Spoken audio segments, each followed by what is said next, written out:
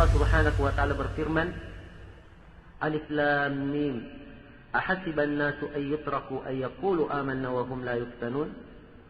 Walaqad fatanna alladhina min qablihim walaqad fatanna alladhina min qablikum fala ya'lamanna Allahu alladhina sadaqu wa la ya'lamanna Allahu al-kadhibin.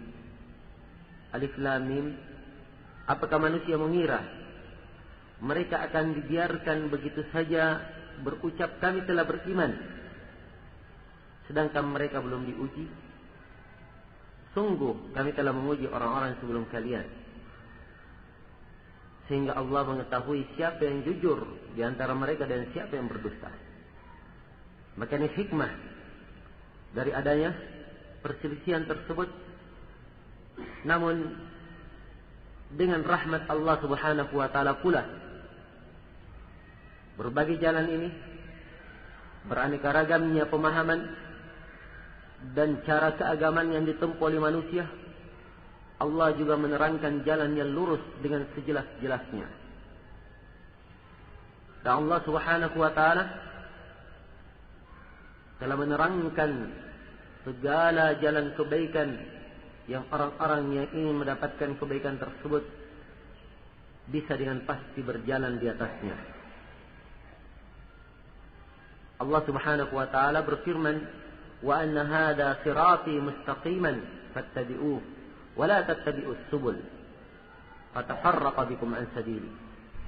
Dan sesungguhnya ini adalah jalanku yang lurus, ikutilah jalan tersebut dan jangan kalian mengikuti jalan-jalan yang lainnya sehingga kalian akan dipecah dari jalan Allah.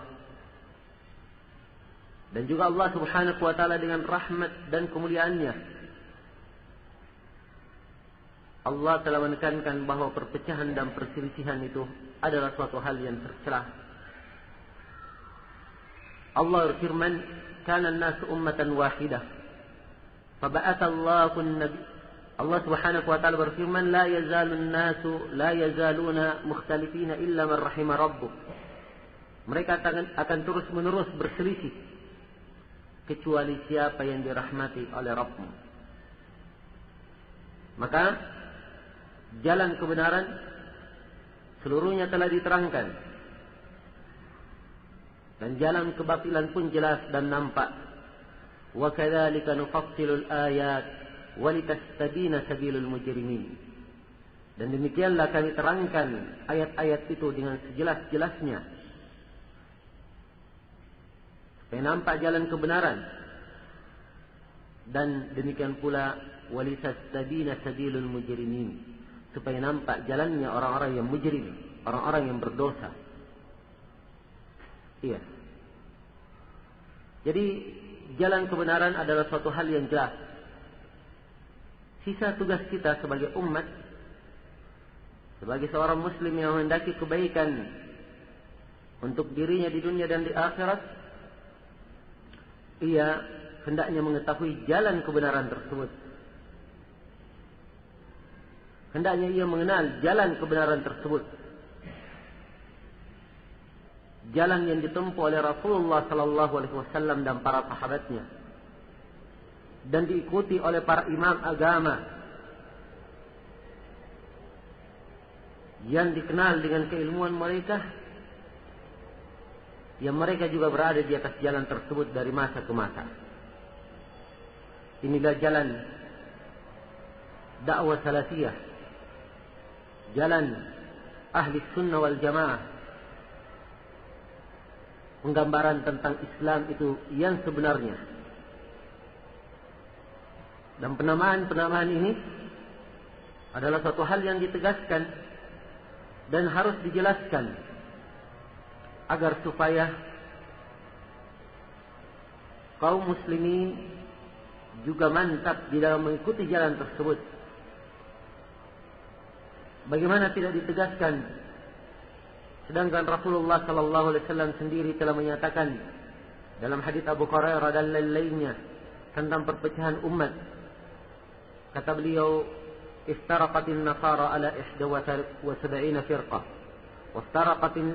iftaraqatil yahudu ala 71 firqah, waftaraqatin nasara ala 72 firqah, wa sataftariqu ummati ala 73 firqah. Sungguhnya orang-orang Yahudi telah terpecah menjadi 71 golongan. Orang-orang Nasara telah terpecah menjadi 72 golongan. Kemudian kata Nabi, dan umatku akan terpecah menjadi 73 golongan. Lebih banyak lagi. Kemudian Nabi berkata, kulluhum finnar illa wahida. Semuanya di dalam neraka kecuali satu. Mendengar hal tersebut, para sahabat meminta kejelasan siapa satu itu. Pertanyaan mereka, man hum ya Rasulullah? Siapakah mereka wahai Rasulullah? Pertanyaannya kalimat siapakah mereka? Kalimat man dalam bahasa Arab itu pertanyaan untuk orang yang berakal, bukan benda yang ditanyakan. Tapi orang-orangnya siapa? Namun Nabi tidak menjawab dengan menyebutkan orang, sebab orang itu akan meninggal. Tetapi beliau menyebutkan dengan ciri dan karakteristik pengikut kebenaran itu. Kata beliau, humul jamaah. Mereka adalah al-jamaah. Sini Nabi menegaskan umatnya akan terpecah, dan beliau tegaskan seluruhnya di dalam neraka. Dan beliau juga tegaskan pengikut kebenaran humul jamaah. Dan di dalam riwayat lain dari hadits Muawiyah, walaupun di dalam sanadnya ada seorang rawi yang bernama Abdurrahman bin Ziyad bin An'um al-Ifriqi, dan dia ini lemah haditsnya. Namun hadits ini dari seluruh jalan-jalannya bisa dikuatkan. Di mana Nabi sallallahu alaihi wasallam menerangkan al-jamaah, kata beliau, ma ana alaihi al-yawma wa ashabi. Al-jamaah adalah orang yang berjalan di atas apa yang aku berjalan di atasnya dan para sahabat. Itu adalah al-jamaah. Maka menjelaskan jalan yang benar, merinci jalan yang benar, dan mengetahui jalan yang benar tersebut, ini adalah suatu hal yang sangat penting dan sangat berarti di dalam kehidupan seorang muslim dan muslimah.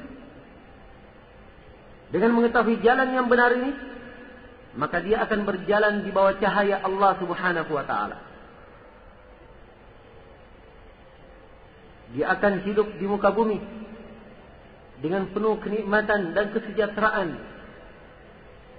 Sebab orang yang di atas petunjuklah yang hidupnya tenang dan sejahtera di muka bumi.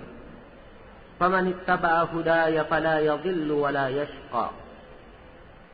Wa man a'rada an dzikri fa inna lahu ma'ishatan dhanka wa nahsyuruhu yawmal qiyamati a'ma. Barang siapa yang mengikuti petunjukku, maka dia tidak akan tersesat dan tidak akan sengsara. Dia akan berada di atas jalan yang lurus. Dia akan mendapatkan keamanan, kebahagiaan, kemuliaan, tidak akan sengsara.